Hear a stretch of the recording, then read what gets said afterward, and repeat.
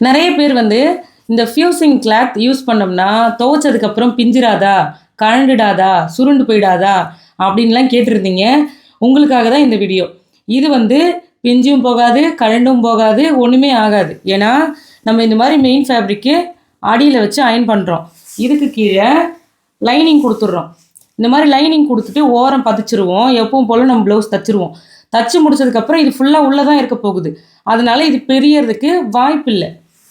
Right சைட்லேயும் வந்து நம்மளுக்கு நல்ல ஃபினிஷிங் இருக்கும். அதே மாதிரி இந்த ஃபியூசிங் பற்றி டவுட் இருக்குது. இது வந்து மைக்ரோ டாட் ஃபியூசிங், இது லைக்ரா ஃபியூசிங் கிடையாது. லைக்ரா ஃபியூசிங் அப்படின்னும் போது அது வந்து நல்லா ஸ்ட்ரெச் ஆகும், இழுத்தோம்னா ரப்பர் மாதிரி வரும். ஆனால் இது அது மாதிரி வராது. இது வந்து கிளாத்து, ஒரு லேஸான கிளாத்து. இதை வந்து துணி மேலே வச்சு அப்படியே அயர்ன் பண்ணிவிட்டு நம்ம எப்பவும் போல் ப்ளவுஸை வந்து கட் பண்ணி தைக்கிறோம், அவ்வளோதான் விஷயமே. ஆனால் லைட்டான ஃபேப்ரிக்கை அப்படியே ஹேண்டில் பண்ணுறது கஷ்டமாக இருக்கும், வழுக்கிட்டே போகும். ஆனால் இந்த மாதிரி நம்ம அயர்ன் பண்ணதுக்கப்புறம் தைச்சோம்னா நல்லா ஸ்டிஃபாக இருக்கும். ஃபினிஷிங்குமே நம்மளுக்கு சூப்பராக இருக்கும் பார்க்குறதுக்கு. இது வந்து கிரேப் சேரீ மெட்டீரியல். இது சேரீலேருந்து தான் இந்த ப்ளவுஸ் பிட் நான் கட் பண்ணேன். இந்த அளவுக்கு சாஃப்டான சேரீ இது. ஆனால் இதோடைய ப்ளவுஸ் பாருங்கள், நம்ம ஃபியூசிங் வச்சு அயர்ன் பண்ணதுக்கப்புறம் நல்லா ஸ்டிஃபாக இருக்குது. தைக்கிறதுக்கும் ஈஸியாக இருக்கும், ஹேண்டில் பண்ணுறதுக்கும் ரொம்ப ஈஸியாக இருக்கும்.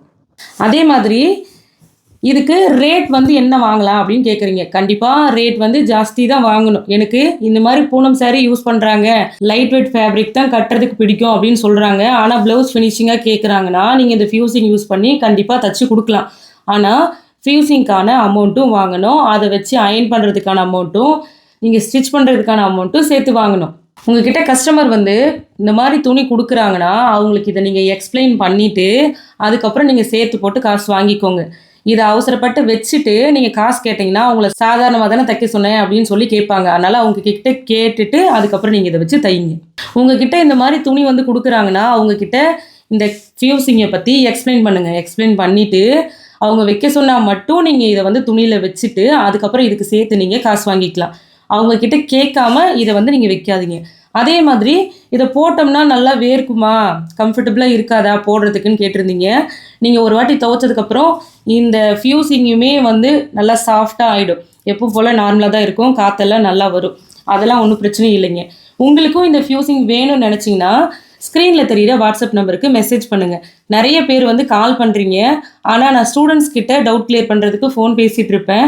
அப்போ என்னால் இந்த கால் வந்து அட்டன் பண்ண முடியாதுங்க. ஆனால் நீங்கள் வாட்ஸ்அப் பண்ணிங்கன்னா நம்ம டீமில் இருக்கிற மெம்பர் வந்து யாராவது ஒரு ஆள் உங்களுடைய வாட்ஸ்அப்புக்கு ரிப்ளை கொடுப்பாங்க. அவங்களே பார்சல் பண்ணி கண்டிப்பாக உங்களுக்கு டெலிவரியும் பண்ணிவிடுவாங்க. நமக்கு தெரிஞ்ச விஷயத்த நம்ம மற்றவங்களுக்கும் சொல்லிக் கொடுப்போம்.